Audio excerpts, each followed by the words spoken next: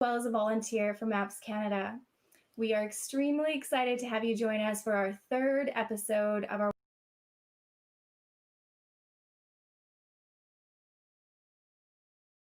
webinar series.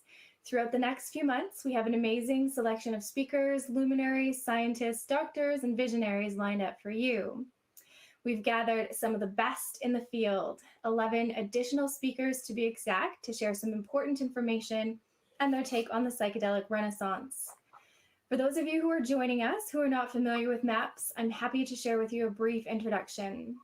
MAPS Canada, the Multidisciplinary Association for Psychedelic Studies, is a registered charitable nonprofit Canadian organization and is an affiliate organization of the original MAPS based out of Santa Cruz, California, which was founded in 1986. MAPS Canada furthers its mission by providing evidence-based, honest public education about the risks and benefits of psychedelics, supporting scientific research into many aspects of psychedelics, including treatments for medical conditions, neuroscience, creativity, and spirituality, planning, conducting, and publishing scientific research of psychedelic medicines, developing psychedelics and prescription medicines, training psychedelic psychotherapists, and working to establish a network of treatment centers that can provide this service in the context of professional best practices. For more information on MAPS, you can view the website at mapscanada.org. The funds raised from this webinar series will go to fund research associated with various studies that are on the agenda with MAPS Canada. So some housekeeping items for today. The full webinar will be approximately an hour and a half. We'll start with a talk from our guest, Chris Killam, who is joining us today. And after that, we will go into a question and answer session. So as you can see at the bottom of your screen, you have a question and answer tab. That's where you want to submit your questions. And feel free to use the chat, talk amongst yourselves, tell us where you're from.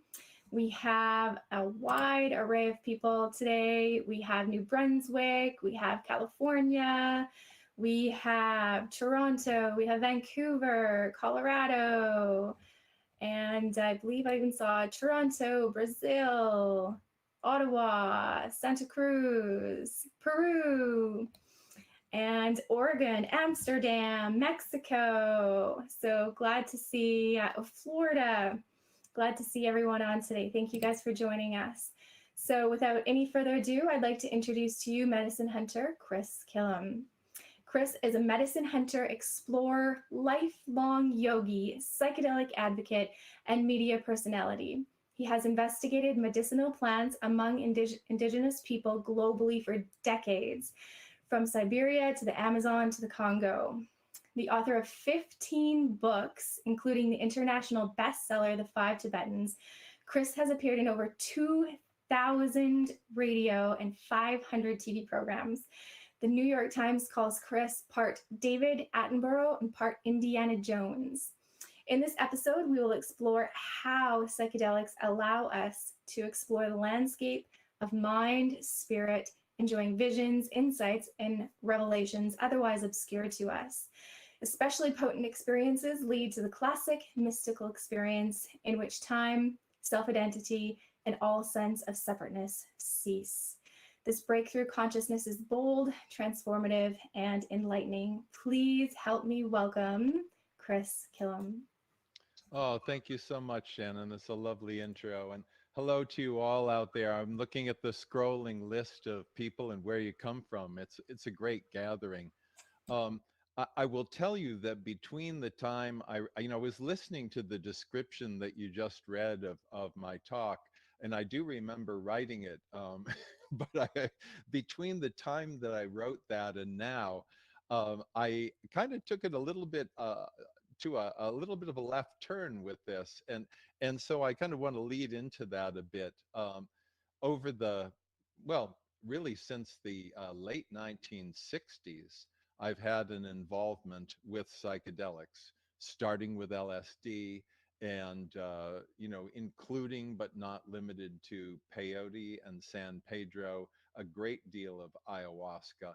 And it's been my, pleasure and privilege to not only explore psychedelics, but to be guided by them, to be aided by them. And I think you know, the biggest thing that people come away with, it seems to me, when the psychedelic experience is kind of full on and happens at a beautiful level, is that mystic sense of everything being connected, of all things coming together at once, of the indivisibility of all life. And I know that when people are, for example, in ayahuasca ceremonies, very often they will say the next day, you know, I had an encounter with the spirit of the medicine, and it was, you know, whatever it was a grandmother, it was an anaconda, it was a jaguar, it was a hummingbird, it was a something that spoke to them or somehow moved them. And that these experiences so broaden our sense of mind and sense of the vastness of dimension of our own selves, that they really can be transformative. I do believe, as many people are realizing these days, that you know, doing follow-up work, integration work, in many instances, psychotherapy can be an important part of the psychedelic process. But these are like mental crowbars for some of us. These are extremely enlightening, helping us in some instances to discover entire dimensions of thinking or being within ourselves that we didn't know existed before. And so this whole idea of interconnectedness is what I like to refer to as sort of the big wahoo, that there is no divisibility among us, that we are all one humanity, we are all in one spirit.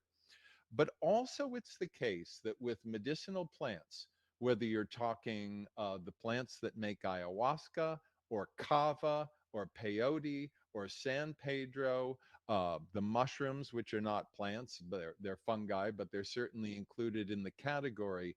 Um, Not only is there this mystic sense of connectedness, but as these medicines become popular, so there is a connectedness among vast numbers of people. And in the case of ayahuasca, which I would like to focus on right now, there are a great many people who have been really put on the ropes as a result of COVID-19. And I want to take you through some of the ayahuasca landscape. And in a way, I feel like this is kind of going backstage and talking about all of the different ways that people engage with these medicines and what this time means in their lives. So, with that said, I'm going to let's see if I go to this and then hit. Oh, help me here. So I struggle. Uh, You can Full just screen. If I go full screen, are you getting that now? Not yet. No. No. Okay, you are absolutely not getting that now. How? so you'll just want to hover over your screen, That's right. I have to do and then the at the top you'll be able to share. All right, Perfect. and then are we up and Adam here with this now? You Yep. are So up and Adam. Okay, and is that the screen's not cluttered or anything strange? Nope. Okay. If you just make your PowerPoint full size, I believe it will. All right. Hang on a second. This should be so much easier. All right. Full screen. There we go. Are we all on board? looking We good. Yeah. are. Okay, great. So, what I want to do is talk about what has happened during this time of COVID-19, because those of us who have benefited from ayahuasca, of us, especially those of us who've gone down to South America, and Peru really has been the epicenter of ayahuasca travel, people going down there for ceremonies. You probably know that there's a vast network of people and activities associated with ayahuasca, and all of that has been imperiled by COVID-19.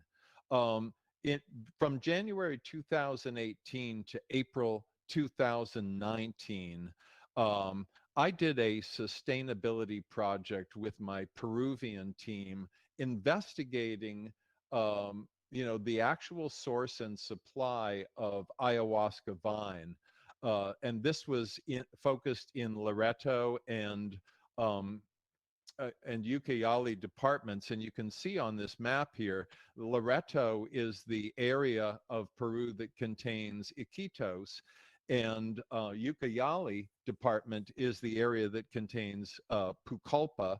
These are the two biggest river towns, and they're connected by the Ucayali River. And it is this area where we have the greatest concentration of shamans in practice, of ayahuasca trade, of ayahuasca centers, all of which are out of business at this point in time.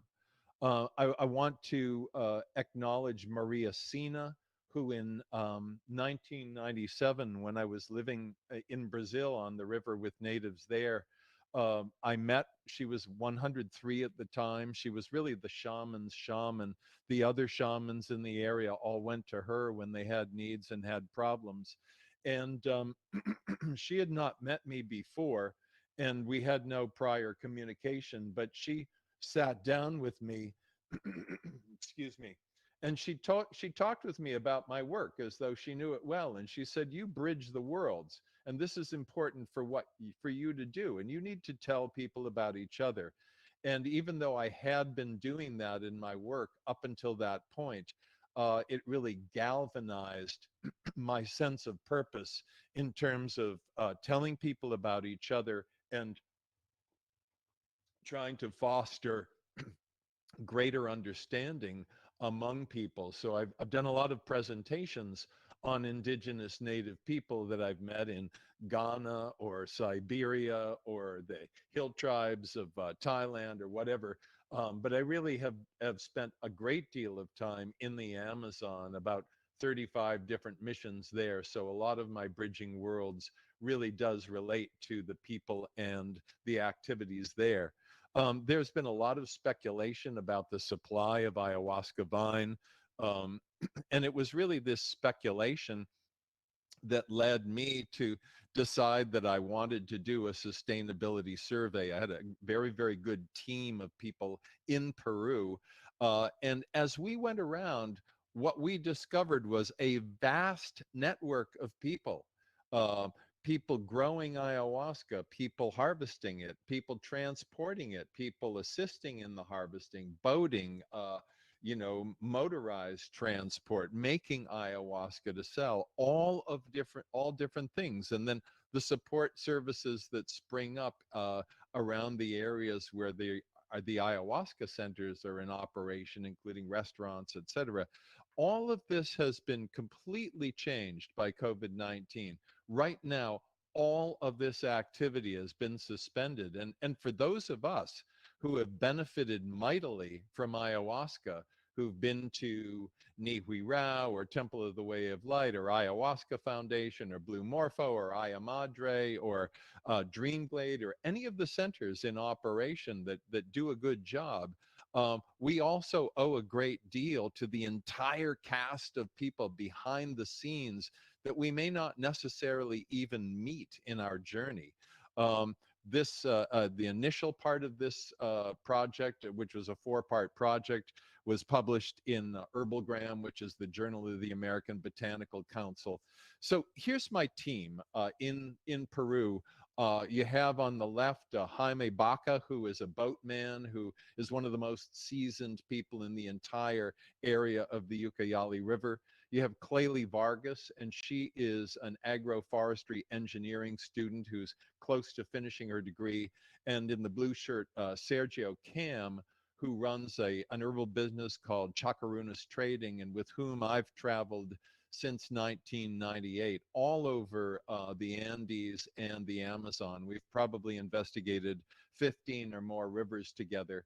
And then in a separate photo, Juan Maldonado, who's a well-known figure in the Iquitos scene, who's also an excellent guide. He guides birders and fishermen and tourists and people who want to hike in the forest, and he was helpful with this survey. The breadbasket of ayahuasca for Peru really appears to be the region of the Rio Tamaya. That is a river that runs east away from Pucallpa toward the Brazilian border.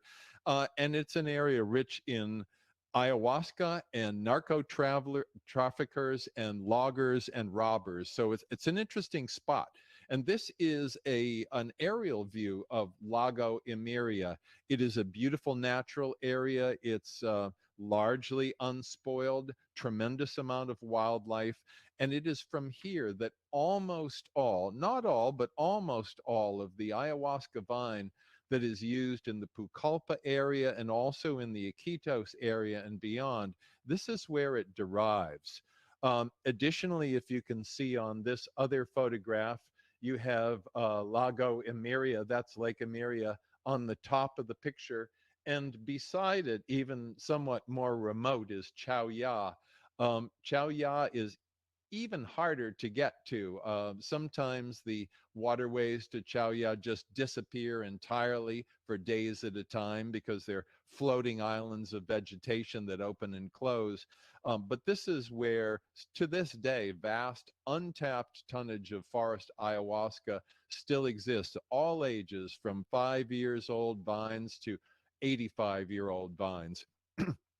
Here are some of the people we met. Here are some of the people who may have been involved when you've been in an ayahuasca ceremony in a maloca someplace and you've reached for that glass and you've drunk that brew. It's very possible that the people I'm showing you today had some sort of involvement with that. This harvester, Matteo Teco, who is in the village of Junin Pablo, which is the village closest to Lago Imiria. He's been harvesting ayahuasca for about 20, 24 years or so. He's one of the largest harvesters, and he has orders of many hundreds of kilos a month. And what that means is that he also hires young men from the village who go out with him, and they also earn a living harvesting and helping Matteo. It also means that he's able to buy supplies at the local store. And on and on and on. His business has been completely cut off. There are no people going to the ayahuasca centers. There are no people drinking ayahuasca there right now. And yes, there may be village healers who are performing ceremonies in their villages for people who need it. But for the most part, the market has completely collapsed. So here's somebody with a large family and a history of doing well who suddenly is completely out of the picture for now. A fellow harvester, also been harvesting for about 24 years or so, is Antonio Cauper, who I'm pictured here with him in this photograph. We were in the forest in Lago Imiria. The vine I have my hand around is maybe 8 years old or so. We found some vines as old as 40 years. These harvesters are very respectful of the older vines. They don't take them. They consider them to be mother vines. And I want to make a point about this. Sometimes we're sitting in an ayahuasca ceremony and we feel very, very close to the spirit of the plants, the spirit of ayahuasca. I can assure you that these people who go out in the forest day in and day out and bring tonnage of ayahuasca vines out on their backs to boats for the long, long, long journey that it takes to get this to market in Pucallpa, which is about 8 hours away or so, depending on the flow of the river and who does or doesn't stop you. These people also have a very strong, very potent connection with the spirit of the plants. And they're guided by certain ethics like don't take the old mother vines, leave those. So they are part of a chain of good intent and goodwill and good focus for these plants. This is wild forest harvesting. The conditions are rough, they are primitive, there are snakes, there are stinging insects, and however much you harvest in the forest, you have to carry it out. Here, Antonio is with his son, Nixon, who also helps with the harvesting and has developed all manner of forest skills as a result of going into the forest with his father and with his mother and with his older sister. This is Antonio on a boatload of ayahuasca vine. There were about 24 40 kilo or 25 kilo bundles of ayahuasca in this particular boatload. This is how these people sustain themselves, sustain their families, and help to sustain the people who work with them. Right now, there are no boatloads of ayahuasca vine. Right now, all of the good energy and good work that these people have done is very much at a standstill. And at this point in time, we have absolutely no idea how the scene will return when it does and what shape it'll be in from that point forward. Um, a critical part of all of the trade in the medicinal plants, and it doesn't matter whether we're talking about rosemary in Morocco or a certain type of let's say kola nut in Ivory Coast or whatever. Transport is always part of the process, and there are hundreds and hundreds and hundreds of boats that carry people and goods from one town to another, to another, to another, and into the big ports like Pucallpa and Iquitos. And this is how ayahuasca gets brought into Port of Pucallpa. There's nobody putting ayahuasca onto boats now. So the 5 nuevo soles that gets paid for every bundle is not getting paid to these people. It's also the case that there are thousands of porters who work the waterfronts of Pucallpa and Iquitos, who support their families by doing backbreaking labor. This guy gets 1 nuevo sol, about 35 cents, for hauling something like this. So if he hauls, say, 10 of these, he'll get a little about $3.50. Very, very tough work. Even so, people like this now have no living whatsoever. There is nobody there is no demand for ayahuasca. This has been one of the many, many tragic parts of COVID-19. If you've been to South America, especially if you've been to the Iquitos area, you know that the primary transport for people and goods is a moto. So basically a motorcycle front with a kind of a cab back. And it is typical and common to see all manner of goods, from rebar to small refrigerators to you name it, strapped onto the backs of motos. There are thousands of moto operators in the Pucallpa and Iquitos areas. Now, for the most part, they're entirely out of work. They're not supporting their families. They're not able to feed themselves. This has become quite a crisis. So, and in the ayahuasca chain of trade, there is no ayahuasca to transport anywhere because there's no demand. This particular warehouse that Sergio is standing in, he's holding a vine, maybe about 25-year-old vine, a section of that. The man who owns this warehouse typically buys 700 to 900 kilos of ayahuasca vine every month, and then resells, 10 kilos here, 20 kilos here. It's a steady part of his business. He's not buying any at all because nobody's buying from him. So any of the demand, any of the pull that would result in boatloads of ayahuasca coming into the port of Pucallpa, that's not happening anymore. Also in Pucallpa, we had the opportunity on a couple of occasions to meet with Jimmy Rojas. He was a chief and a shaman in his village further out. And he moved into the Manantay neighborhood of Pucallpa, which is one of the sprawling Shipibo, basically Shipibo tribal neighborhoods of that area.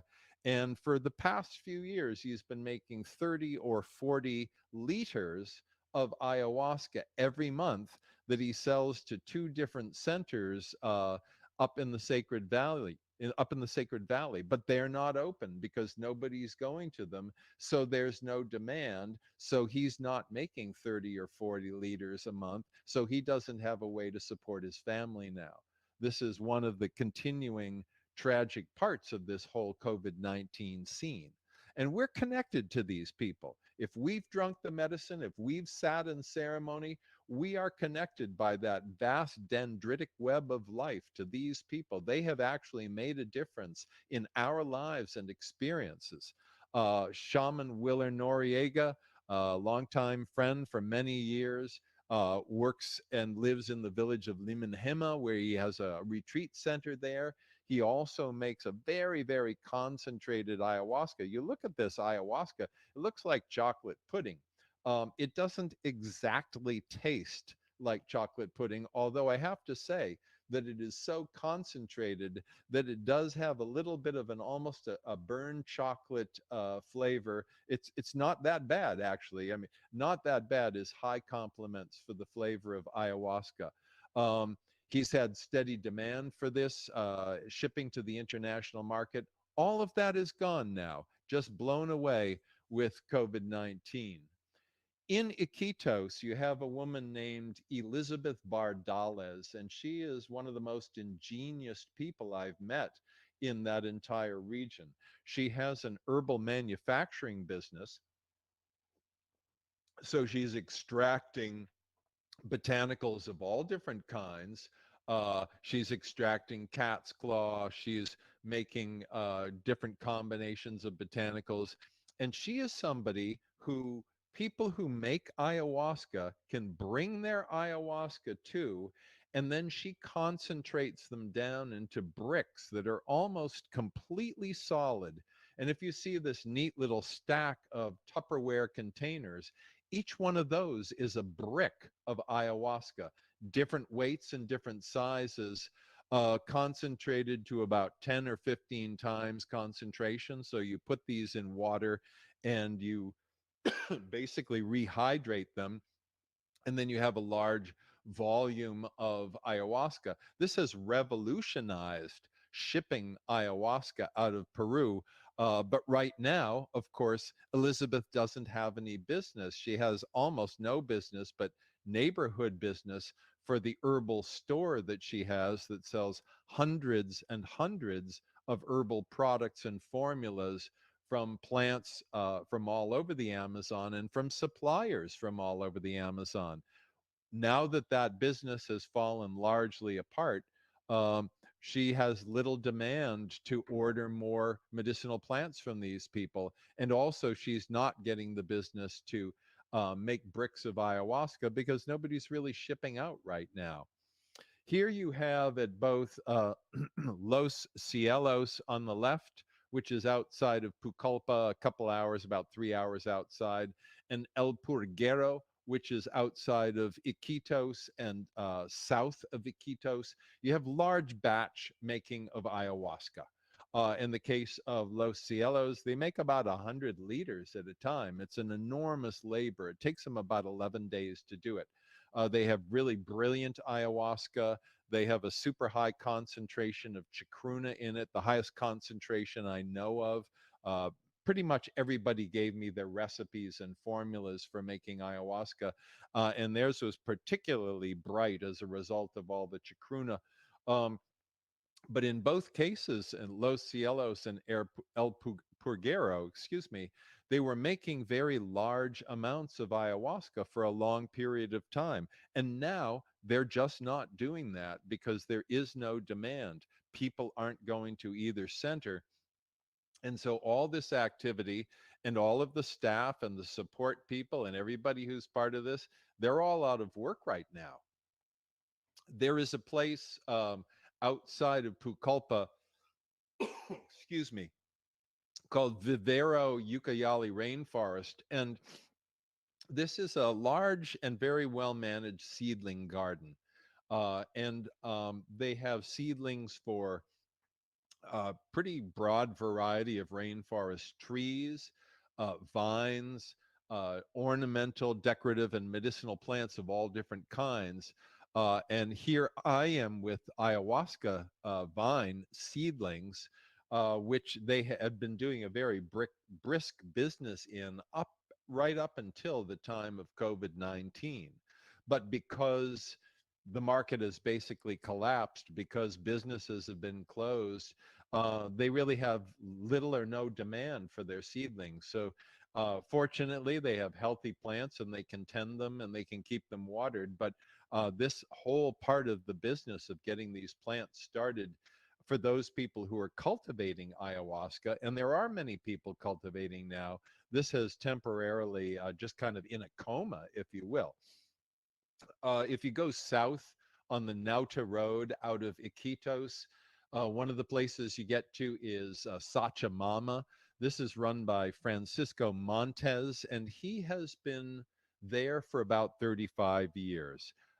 He's one of the people cultivating vines. He has a lot of people who come to his center, though not now.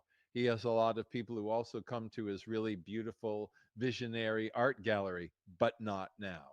He has about 6,000 vines that he has planted over the years. He has thousands of chacruna bushes as well. But right now, there's no demand. So his staff has no work.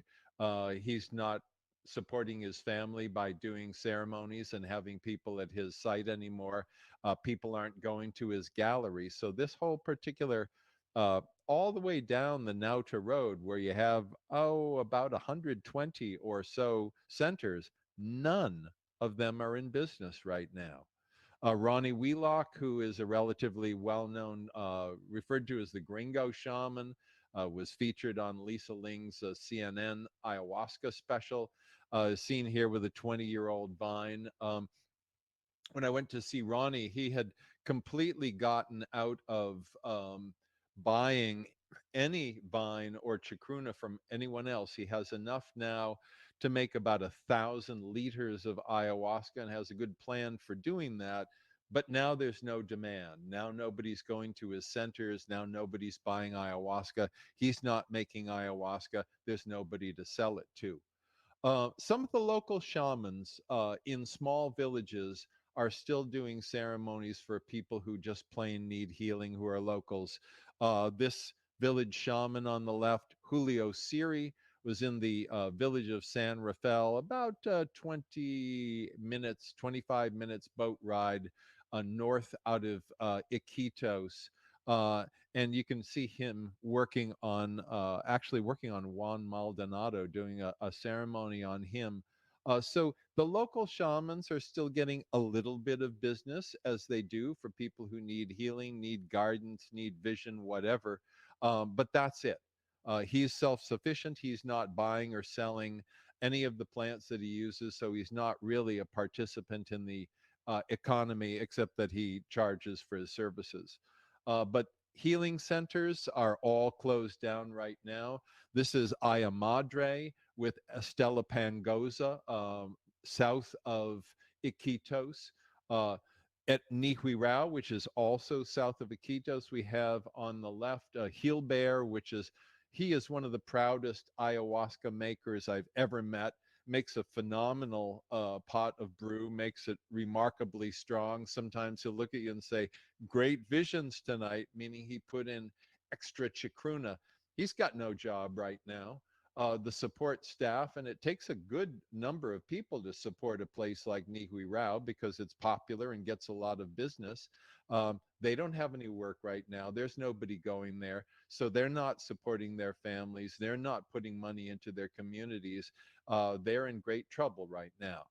Shamans Don Alberto Davila, who's on the left, who is the shaman at Blue Morpho, and Doña Laura on the right, who is at Temple of the Way of Light. These are top level, top class shamans, remarkable people to be in ceremony with, people who really can help you to have a transformative and life altering experience in all of the best ways.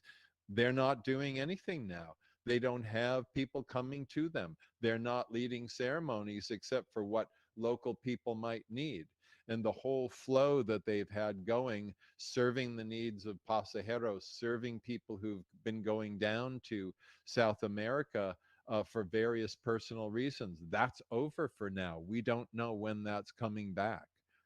Also, on the left, Rolando Tangoa, dear friend of mine, fabulous shaman, somebody that I've been sitting with for many years. He and his family, he's got no way to support them now. He has a small center out of Pucallpa. And here on the right, Carlos Tanner with Shaman Enrique. Carlos has a very ambitious program with 3 centers at the Ayahuasca Foundation, making hundreds and hundreds of liters of ayahuasca on a regular basis, but now not making any, not participating in the economy. the shamans with no income and not feeding their families that way. So all of these centers, all of these shamans, all of their families, all of the communities have been greatly affected by this. We know that the medicine, we know that ayahuasca offers great healing. Many people who go to ayahuasca, as they do to mushrooms, as they do to peyote, as they do to San Pedro, go because there are things that they want to overcome in their lives that they've been unable to overcome, that they want to break through, that they haven't been able to break through. And the remarkable thing about ayahuasca is that it opens the mind, it opens the heart, it opens dimensionality of experience. It helps you to transform in ways that may be unifying. Some people feel very fragmented in life. It kind of helps to put them back together again. But right now, what's fragmented is the ayahuasca scene. It's not as though, once COVID-19 is over, if it's ever completely over, that everybody will just go back to the jobs they had, go back to the scenes they had, because it's not likely that all the centers that existed will come back. I would imagine that a fraction of them will. So what we have seen with this is the back end of everything that we are connected to, and all of the people and places and activities that have helped us in our transformations, thanks to ayahuasca, experiencing great difficulty and great disarray at this particular point in time. And with that said, I would like to come back and take questions, have conversation, and I'm not really sure what to do about my screen here. Hello. Michael, do you have any troubleshooting so Chris can get his screen off there?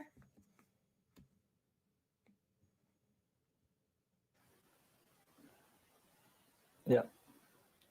Sorry, Chris. So you're trying to just get your presentation back up? No. The PowerPoint is over. I'm ready to take questions. Oh, and okay, talk to perfect. people, but Okay, I don't awesome. really know how to do that. Yeah, so I think now you can just hover over the screen. Actually, I can just take this away, I think. Okay. Great. All right. There you go. Thanks, Chris. Yeah. Thanks, Chris. Amazing technology, hey? So we have a number of questions here. We have over 13 in the crowdcast, and then we have about 7 or 8 that were asked ahead of time. So I'm just going to flip back and forth between the crowdcast and the other questions. So sounds good. We'll start with the most popular one here on crowdcast. What obscure lesser known plants that you've encountered do you think hold the most potential as medicines? And are there any that are psychedelic in nature? Okay, in terms of lesser known plants, these days, thanks to the extent to which we have good communication and we can get information, many of the so-called lesser known plants aren't so lesser known these days. I would say that a lot of people are not familiar with Schizandra berry, although many might be, but Schizandra berry is probably one of the most remarkable and still least popular of the adaptogenic herbs, the herbs that enhance energy, stamina, endurance, mental clarity, immune function, cardiovascular function, make you feel terrific. Schizandra berry is not the kind of berry that you have with granola and almond milk. Okay, it's a very strange flavored berry. It's called wu wei zhe. That means 5 flavored berry. So it's sweet, sour, salty, bitter, and pungent all at the same time. First time I ever bit into a Schizandra berry, I was in China at a dinner, and there was this duck stew, and I had a spoonful of it, and I bit into something soft, and all of a sudden, all these confusing flavors crossed across my mouth at once, and I turned to the only person at the table who spoke English, and I said, "What is it?" And he knew right away. He said, "Oh, that's Schizandra," which we were actually going to see the next day. So I would say that Schizandra is quite extraordinary. There is another obscure, but in certain areas famous root uh, from called Raponticum carthamoides. It's also referred to as marl root, and that comes from Siberia, and that is a muscle building agent that also enhances energy and endurance. And I was in a place called Semensky Pass in the central southern um, Altai region in Siberia. And Semensky Pass is where the Russian special forces go for survival training. It's a rough area. And my friends and I got there on a day that sadly deteriorated terribly. So we actually got caught in really bad weather. But while we were up there, we saw these wild horses that live on this plant, Raponticum carthamoides, and they were like cartoon horses. They had massive, massive muscles. They looked like they worked out all day. And it was the strangest thing to see. So I think that's an obscure plant that also has great promise. There are many others as I go into, tamanu oil, for example, probably the single most beneficial skin healing agent in the entire world. Nothing comes close to it, nothing at all. And yet it's relatively little known. It's something I've been working with for many, many years, and I've given to hundreds of people. But for the most part, people don't know about or have at home tamanu oil. And yet you put it on pretty much anything that happens to skin and it can heal it. So I would say, in terms of, do I know of obscure plants that are also psychedelic? None are really coming to mind. None that this crowd wouldn't know, certainly. Mm-hmm. All right, thank you. We're sticking with Crowdcast here for the second question, and it is, what is your opinion on the scarcity of ayahuasca? Is there enough? Are we putting too much pressure on the two plants? Okay, there was a lot of talk for years that the ayahuasca supply was in terrible peril, that it was in grave danger, that it was being wiped out. And this was to the great extent, what led me to conduct a 2-year-long ayahuasca sustainability survey to find out the story. And basically what I found out, with my team over 4 different missions to Loreto and Ucayali provinces, specifically meeting with many, many dozens of people involved in the trade, is that the supply is quite substantial. The larger groups like UDV and Santo Daime are cultivating their own anyway, so they're not taking it from the wild. So the largest actual numerical users are not endangering the supply. And at the very same time, a lot more people are cultivating vine because they realize that that's an important thing to do to ensure future supply. So my opinion, based on about 12 years of asking questions in villages, and then 2 concentrated years of surveying the ayahuasca plant populations themselves, is that we're in good shape with this. I mean, especially now. Now we have all the ayahuasca on earth because there's almost no demand for it. But I think the one factor that could significantly accelerate, overuse of supply would be the export market. But now the export market has so substantially fallen apart, that's not an issue either. So right now the supply is good. All right, good to know. This also ties into another question that we have here on Crowdcast, and it's from one of the speakers that we have lined up coming up here in July, Chris Dyer. And it is, are the people you work with harvesting ayahuasca also planting some back so that it is sustainable? So I believe you already touched on that. Well, the harvesters who are harvesting around Lago Imiria and Chauya, which are really the very remote, difficult to get to ayahuasca breadbasket at the end of the Rio Tamaya, they're not planting. No, But people in both Loreto and Ucayali provinces are planting. Wiler Noriega says that he has planted about 3,000 vines. I know that the Ayahuasca Foundation has many hundreds of vines that they've planted. The same is true with Temple of the Way of Light. I know that last time I was at a Blue Morpho, there was a pretty good sized patch of mature vines going along a long way. So my sense is that while the harvesters themselves are not, in fact, replanting ayahuasca, there's a tremendous amount of cultivation going on. And if you're familiar with the Hawaii scene, you know that all ayahuasca there, and it's a big scene, is cultivated, and the vine grows extremely quickly and very big and juicy. So Hawaii is turning out to be a tremendous source of ayahuasca also. All right, great. Thanks, Chris. There is a question that has come up in the Q&A as well as in the chat, and it is, can you recommend any organizations that support these communities that we can donate to so that people can get help? Well, I know that Chacruna Foundation through Temple of the Way of Light is doing good work. I actually don't know what the status is of Chacruna right now, given that there are no revenues from Temple of the Way of Light to support it. It may be in great disarray at this point. In fact, I would imagine so. But Chacruna would be a possibility.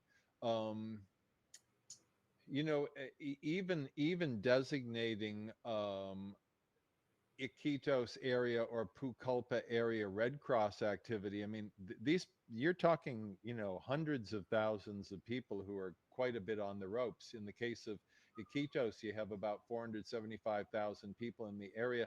It is the largest urban area on earth that can't be reached by road.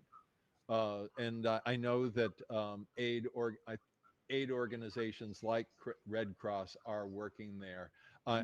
It's also possible you could contact Ayahuasca Foundation. I probably should have done this ahead of time. Ayahuasca Foundation may be doing some community activities. In fact, I'll contact Carlos and find out and email you if I get any good information on that. All right, thank you. Yeah. So we're going to go to a couple of the questions that we have submitted in advance. And let's see. What is the strangest ritual that you have either witnessed firsthand or participated in? Well, strange. Yeah, I guess this pretty much counts. Um, Many years ago, around, I think it was 1998, my sort of home village, if you will, in Vanuatu, South Pacific, was wiped out by a tidal wave. And my dear friend who lived in Vanuatu, who was a Tahitian prince named Paya, called me and he told me about this, and he said he wanted to do a fire walk and raise money for that. And I said, gee, what a great idea. You know, it sounds terrific. Yahoo, let's go. And so anyway, a couple of months later, I found myself back down in Vanuatu, South Pacific, where I have worked with Kava since 1995. And that time became the first of 6 times for me that I was a very active participant in massive Polynesian style firewalks. Vanuatu is actually Melanesia. It's a different part of Oceania. It's a different part of the island communities that stretch across the Pacific.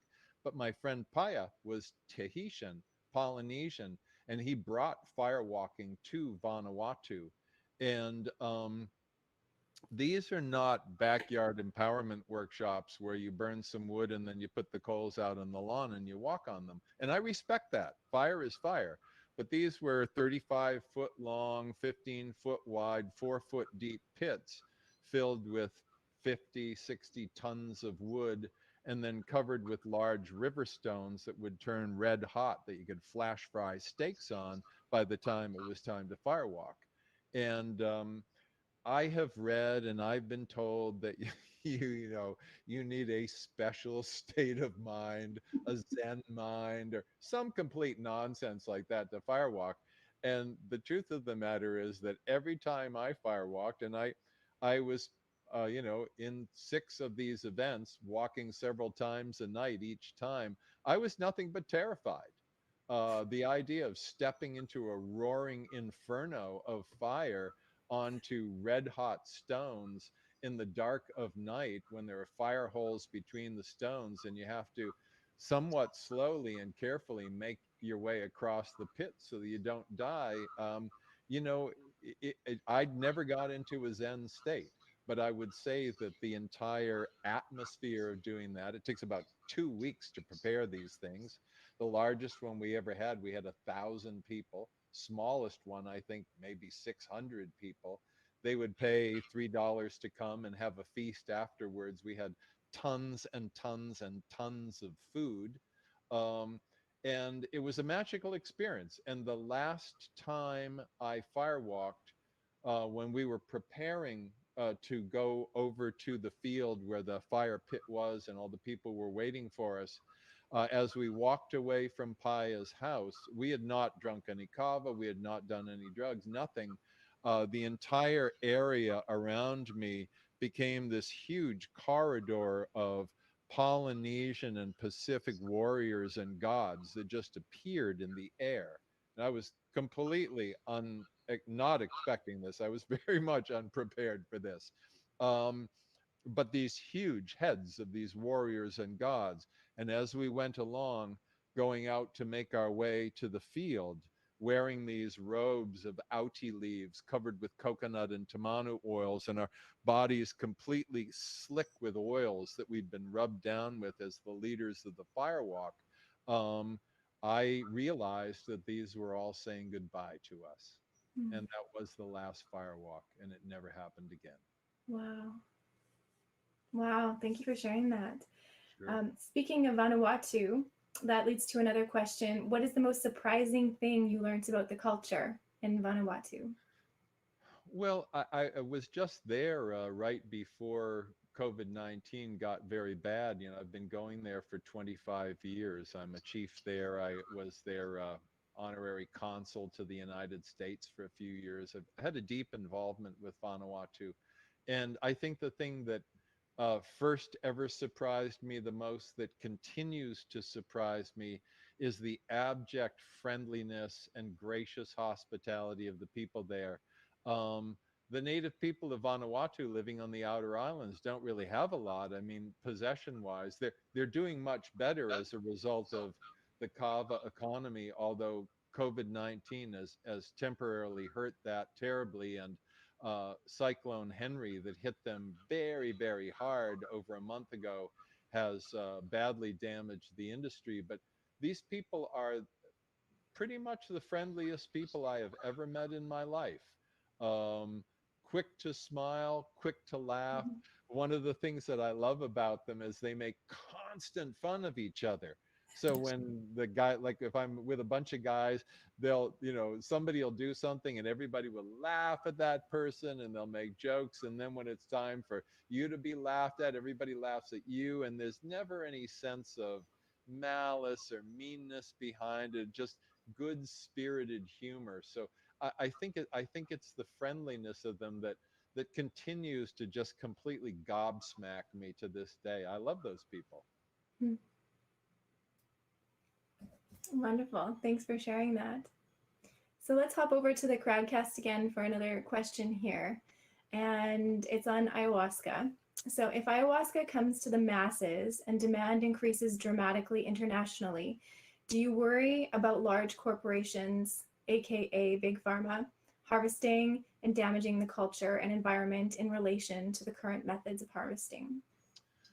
Well, I think that the likelihood of ayahuasca really coming to the masses is not so great, because it is, if you know, if you've sampled the vast psychedelic buffet that's out there, from psilocybin mushrooms to San Pedro and peyote, you know that it's pretty much one of the roughest rides in town.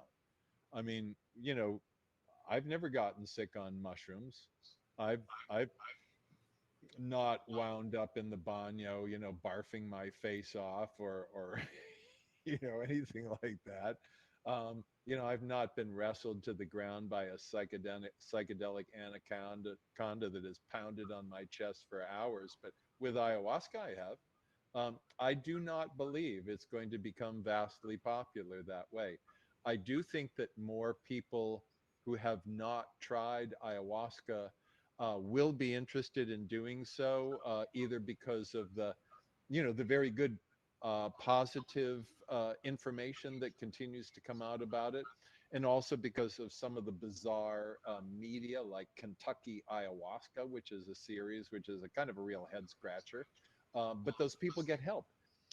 In terms of a concern about the pharmaceuticalization, the corporatization of these things, yeah, I have that concern with all of these plants and with the fungus. I mean, I see, um, you know, what a mess big corporations have made of the cannabis scene, for example. I mean, like you know, I'm in New England. We're legendary growers in New England. I know California gets all the credit, but we were growing Afghani before they ever got Afghani seeds in California. And yes, their plants are bigger and more fragrant, but the point is, you know, we have a long, long history of working with this plant, and we know how to do it, and people grow their own and people share their own, and you go to a party and you bring somebody a mason jar of ganja and it's like, oh, thank you, that's wonderful. That's the spirit of the plant medicine. That's the spirit of sharing, not, hey, you know, we're going to be able to jack this stock price up, and when we do, we're going to have an IPO, you know, we're going to sell big time, I'm going to be a billionaire. That's just horse shit. I'm very sorry to see the move to pharmaceuticalize psilocybin, although I'm quick to say psilocybin is a pharmaceutical drug, and it has been for a long time. The, you know, magic mushrooms that contain psilocybin have been around for forever, as far as we know. But psilocybin itself is a drug that was manufactured by Sandoz Pharmaceutical, by Albert Hoffman, who also discovered LSD. So there's been a lot of pharmaceutical interaction with these things. But yes, I do have concerns that corporations, you know, entities that are really just in it for the money, will basically gouge the eyes and the soul out of this. And I think it's important for people who have, you know, a love of humanity and a love of nature and a love of the plants and a love of each other and a respect for the real true beauty and wisdom that can arise from employing these things, to protect them and to keep our culture, the real psychedelic culture, going full bore, whatever those idiots in the offices in the gray suits choose to do. I agree. Thank you for sharing that. What do you think is, and this actually answers the other question that came in from our viewers ahead of time, is what is your most immediate concern that comes up around the commodification of plant medicines? So you kind of touched on that. It's basically venal greedy bastards getting hold of our medicines and you know, turning them into Coca-Cola. I mean, you know, when Corona invested $4 billion in the beverage market, in the cannabis beverage market in Canada, you know, everybody went, wow, that's amazing. Well, you don't see anything out there from them. Nothing's happening with that. I don't know what on earth they're doing with their 4 billion, but they don't have a product out there. And when you look at the mess that's been made, in many places, I mean, the Canadian legalization of cannabis has been an abject disaster for all the people who, you know, had edibles and other wonderful products that have supported their families and been much beloved. You know, they've just been wiped off the map. That's not right. So we have to keep the underground economy strong. We have to keep, you know, the actual psychedelic revolution, a revolution, and that means do not give it to the people in the gray suits.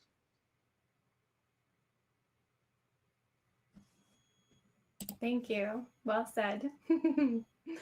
So let's hop over to Crabcast again, and we have some more questions about sustainability. And quite a few actually about sustainability. One is, I'm always curious about the sustainability of these plant sacraments. Which are facing the most risk and more worth staying away from in a sense? Let's try this again. Which plants are facing the most risk and are more worth staying away from in that sense? Well, or I think I can answer that. Peyote is at risk. Mhm. You know, peyote really isn't being cultivated, and the peyote gardens in South Texas are pretty much where it's gathered by the people who then conduct ceremonies. And as people become more interested in psychedelics and want psychedelic experiences, more and more peyote is being taken. And I do see that as a real problem, especially when you consider that San Pedro cactus, which is not endangered and which is in fact quite abundant in nature and can be grown, has the actual same percentage of mescaline in it per dry weight as peyote. In fact, even just a slight bit more. So if people want to have the peyote experience, I know San Pedro is a different plant. I know that, you know, people worry about, well, but I won't be getting the spirit of peyote. My estimation from experience with both is that you can very easily transition over to San Pedro and have a terrific experience and not be potentially harming the supply of peyote. I think that there's some reason to be concerned about supply of iboga, although at this point in time, iboga doesn't have the same popularity as ayahuasca did prior to COVID-19. But that would be something to keep in mind. It's not super abundant. So those would be two that I would you know, keep on my mental radar. Perfect, thank you. So this is a question submitted ahead of time. Do you think psychedelics can make you a more strategic thinker? Well, it can make you a more strategic thinker. I believe that psychedelics can help to make you more of a thinker, period. I think that if we take our psychedelic experiences to heart, if we don't just trip and go, wow, that was fabulous, you know, let's go, you know, whatever, let's go to the movies or something. I mean, if you absorb it, if you digest the psychedelic experience, then my opinion is that most people wind up being more strategic in their thinking.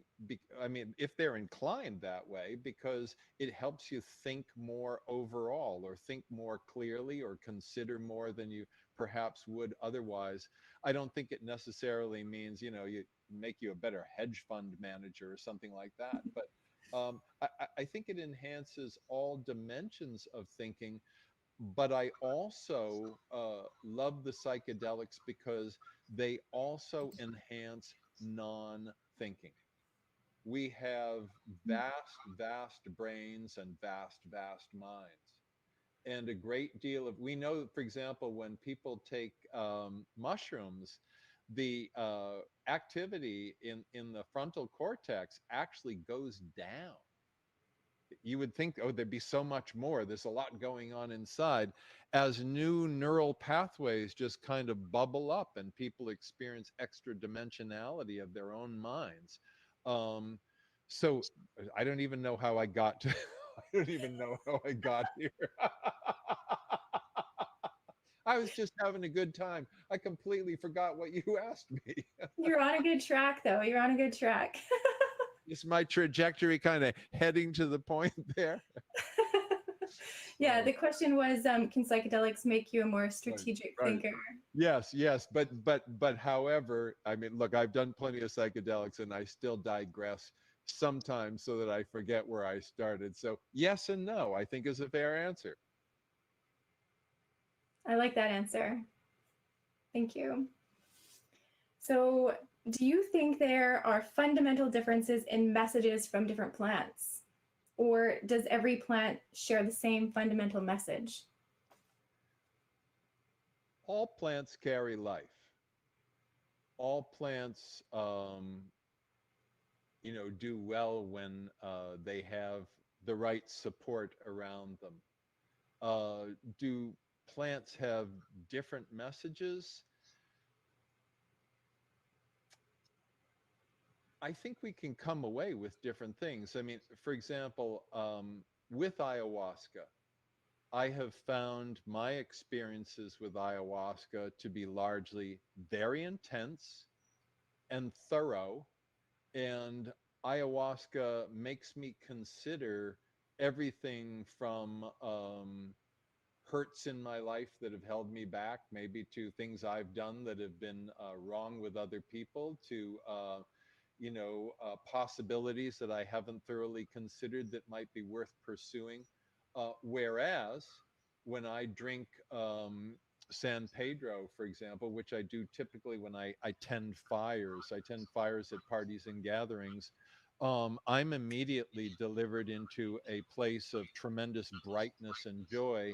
And I don't really seem to have to go through any of the intermediary stuff like the pain and suffering and the vomiting and maybe the diarrhea and all the other nasty things that can occur with ayahuasca.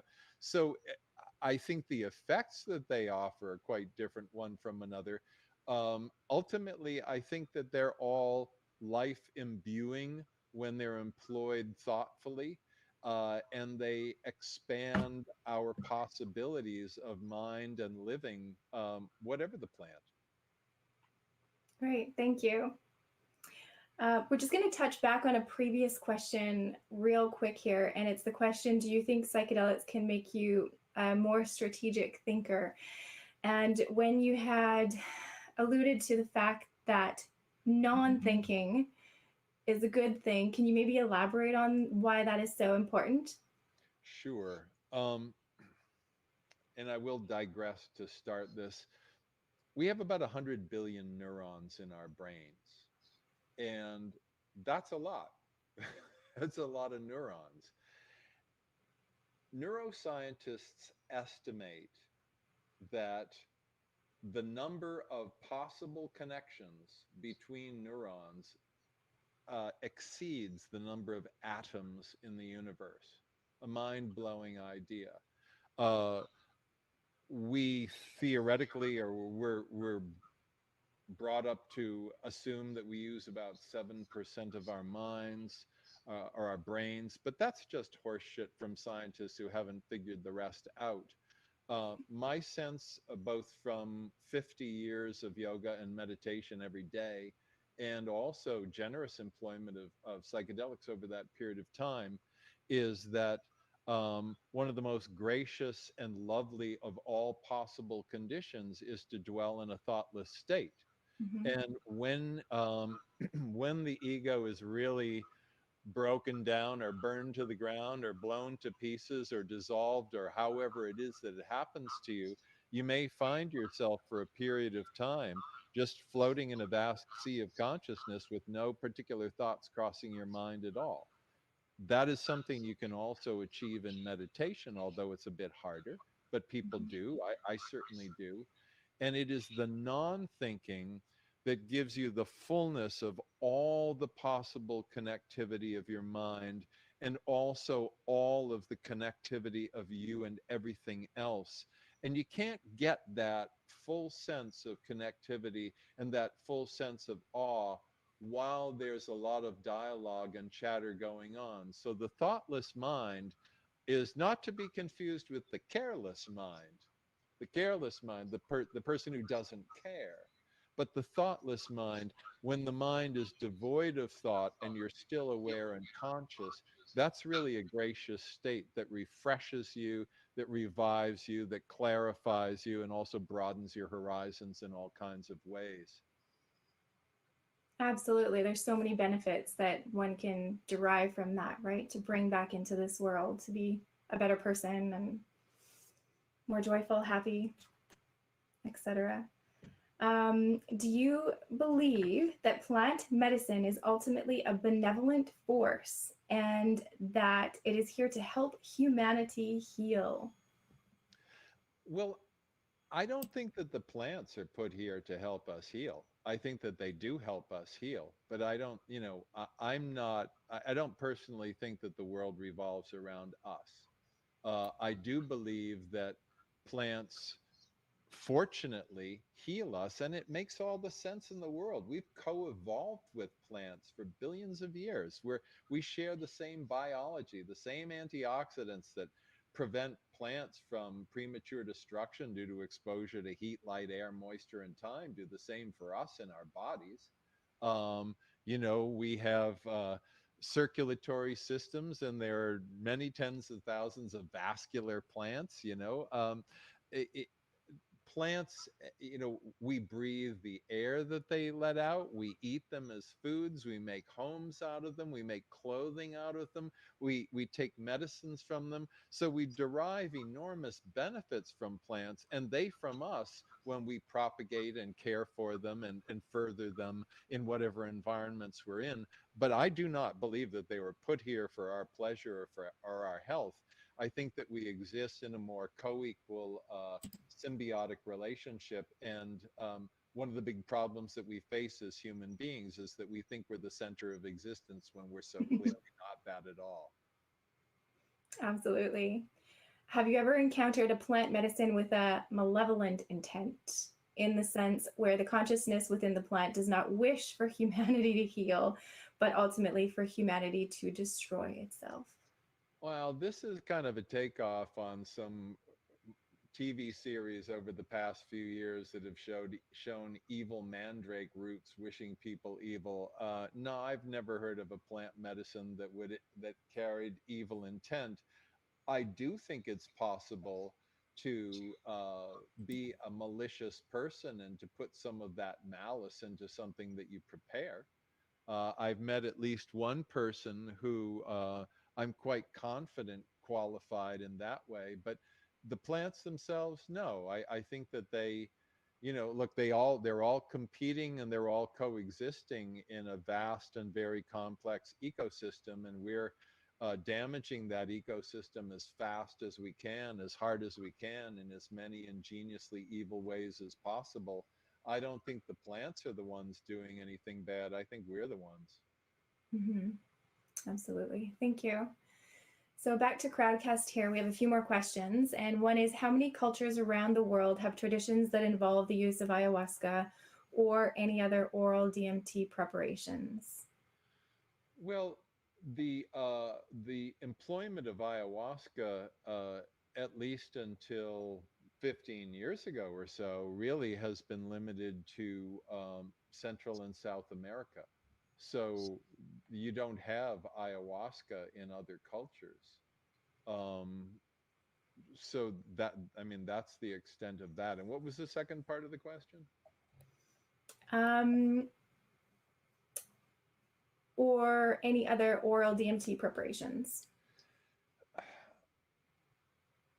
All of the no, I mean, I know that there are ayahuasca analogs. John Ott did a great book, the ayahuasca analogs, showing what pairs of plants in what cultures could match, so that you could have MAO inhibition and a DMT. I mean, there's DMT in plants all over the world, but in terms of oral DMT use in cultures, I don't know of it outside of Central and South America.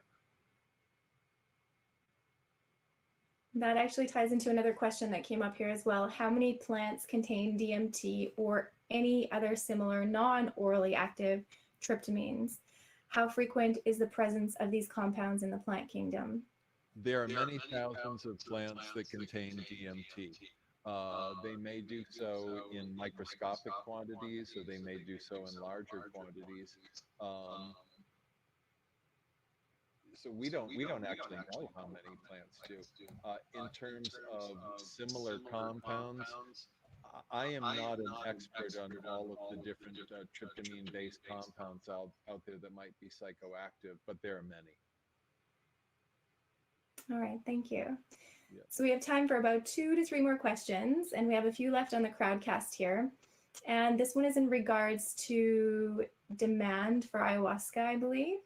So it is, when you say there is no demand, does this mean that the majority of the demand comes from retreats for people outside of the local area? What about the demand for locals in terms of their healing ceremonies? Are these not frequent? And are there any other uses of this vegetation in the local communities? Well, going in reverse in terms of uses of the vegetation, Francisco Montes, the man I showed who has 6,000 vines, has so many vines that he makes fence railings out of them, and he makes home decorations out of them. I mean, he has the world's largest amount of ayahuasca vine, period. In terms of demand, local people don't go do ceremonies 4 nights in a week or whatever, the way it happens at the way it happens at ayahuasca centers. So as I showed when I showed the slide of Julio Siri, the local shaman in San Rafael, there are probably people in his village who are still coming to him occasionally and saying, "Hey, Julio, I've got a problem with such and such. Can I do a ceremony with you?" I think that the small village ceremonies, which are infrequent in general, are probably still happening. In terms of demand, you've got really 2 types of demand: large market demand. You have a tremendous amount of demand going to the ayahuasca retreat centers, and all of that has stopped. But also you have ayahuasca ceremonies and gatherings that are not happening right now outside of South America, where people would otherwise be importing ayahuasca. And those, for the most part, have not been happening during COVID-19. So that demand has also died down. I suspect that when this is over or subdued enough, that, for example, in Iquitos, where we previously had about 120 centers operating to some extent or another prior to COVID-19, I would be surprised if there were more than 25 that actually, got revived. I think it's a very rough road ahead in terms of the demand that we may see from outside markets, people in the US and other places wanting to import ayahuasca for ceremonies here. That remains to be seen. Mm-hmm. Okay, thank you. In regards to demographics, we have a question here, and it's, what demographics are these ayahuasca industries most dependent upon? Is there any information in regards to that? What I've seen, and it's really just seeing thousands of pasajeros troop through Iquitos and to a lesser extent through Pucallpa, is that for the most part you have people in their early 20s to say 40s seem to be the greatest concentration of people going down to ceremonies. But it's very clear that people of all ages, including grandparents, sometimes showing up with a granddaughter or a grandson, are also participating. I don't think that, I mean, the youngest kids I've ever seen drink, I think one boy was 8. His mom was a shaman, and he drank with her, and I said, "How was your ceremony last night?" He goes, "Oh, good, it was just another night with mom." I don't think you really have many children drinking, except the children of shamans who are being groomed to be curanderos over time. But I'd say your great concentration is in the 20 to 40 range. That's what I've seen. Mm-hmm. Okay, thank you. And is this knowledge of how to properly harvest the ingredients for making ayahuasca being passed down from generation to generation? Or are younger generations not interested in learning these skills? up until the ayahuasca boom, up until about 15, 18 years ago, shamanism was very much on the decline. People didn't want to hang out in the forest with their grandmothers and go pick herbs and sit in a hut and brew a bunch of stuff and give it to somebody who came along because they had arthritis. That just wasn't their goal in life. A lot of people started moving to cities, becoming moto drivers, bus boys in restaurants, chambermaids in hotels. The ayahuasca scene, the explosion of ayahuasca, the proliferation of interest and activity in ayahuasca revived shamanism in areas where it was dying out almost completely. Now people say, hey, I can live in my community. I can learn from my father or my grandmother or my aunt or whatever.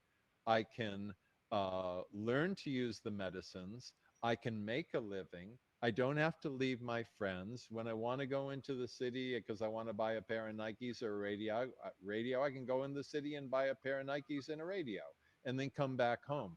So actually, I think that community cohesion has to an extent been helped by the ayahuasca scene. Um, I think there's no question that many benefits have arisen from it. And I'm eager to see, some people kind of get back to some sort of normal, because I think that carrying on this plant medicine, carrying on the shamanic traditions, albeit in a new time. They all have mobile phones. They're all watching satellite soccer games. We need this. We don't want to lose this. This is a very important part of the heart and soul of the whole psychedelic scene. And for that matter, I think the health and well-being of humanity. Absolutely. So we have time for one more question here, and it is, do you have any familiarity and or experience with TMA2? And could you comment on the shamanic treatment of schizophrenia? So those are two questions in one there. I know nothing about TMA2. I don't even know what it is. If you told me it was a car wax, I'd say great. So sorry on that. And the second part was what? Can you comment on the shamanic treatment of schizophrenia? Schizophrenia has come up in conversation a great deal in the therapeutic world with regard to psychedelics. Mostly therapists, psychotherapists seem to feel that schizophrenics would be the wrong people to take psychedelics. Nonetheless, we know of instances in which people who have been schizophrenic have actually been helped by taking different psychedelics. Schizophrenia is not a term or a diagnosis in Native communities. Mostly it's susto, and that is a disease of the soul. And susto is treated by various shamanic methods. It may be treated by long rhythmic sessions of drumming and chanting. It may be treated with ayahuasca, may be treated with certain of the psychoactive snuffs. A person who is being treated for susto, for disorder of the soul, may require extended treatment over a period of time. So their whole relationship to their relationship to mental health is different from ours traditionally. And so they do have treatment for schizophrenia, but they don't ever call it schizophrenia, and you wouldn't hear it as such. Makes sense. Thank you. So we are at time. Thank you so much for being here. That flew by. Do you have any final words or comments or advice that you would like to give the viewers here today? Yeah, this global pandemic has affected everybody. I mean, I just spent the last 26 years as a global explorer away from home about 50% of the time, most years, traveling all over the world, being with indigenous people everywhere. And I'm not doing that now. It's been an utter disruption of my life. And still, I'm privileged. I'm okay. I'm fed. My wife and I are safe. So many people are in much, much more critical condition. I believe that any of the interconnectedness that we have discovered in the psychedelic world, and any of that sense of that, and any of the compassion that we've felt for the people that we love or the people we know in ceremony, that we need to bring that forward right now and extend that to as many people around us as possible. Everybody's under stress. Everybody's going through something. This world is not what it was even just a few months ago. And if the psychedelics really do have lasting value for us, then it's helping us to remain kind, positive people, especially in times of duress, and to be, you know, if we can, kind of beacons of light in a difficult situation. And I want to thank all of you who have tuned in today for doing so. It's always a great pleasure and privilege. I wish I could see your faces. That's the thing I love about speaking to a group, is looking out and seeing the smiles or the nods of approval, or the head shakes of disapproval, or whatever it might be, but making that connection. And I do miss that. But I thank you all just the same and appreciate being part of this program. Perfect. Thank you so much, Chris, for sharing your wisdom and expertise and knowledge with us. We could probably have this conversation for hours. There's so many things that you could share with us. So thank you again for joining us. We appreciate you being here. And hopefully we can have you back again sometime soon. Thank you. Bless you all. Take good care. Thank you. So in closing, I just like to take this time to thank our guest, Chris Killam. Thank you to our sponsors. Thank you to Michael Oliver that you saw pop on the screen there for a moment, who's working diligently behind the scenes. Thank you to the MAPS Canada volunteers who are assisting with this event as well behind the scenes. And very importantly, thank you to all of you for being here to support this series, these speakers, and this important research. So up and coming, our next episode will be on June 16th with Dennis McKenna. Make sure and submit your questions in advance.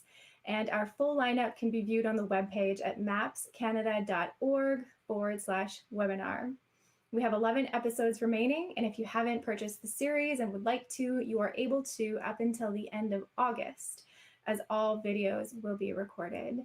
So thank you again, Chris, and thank you again, everyone, for joining. We look forward to seeing you on the next episode. Bye for now.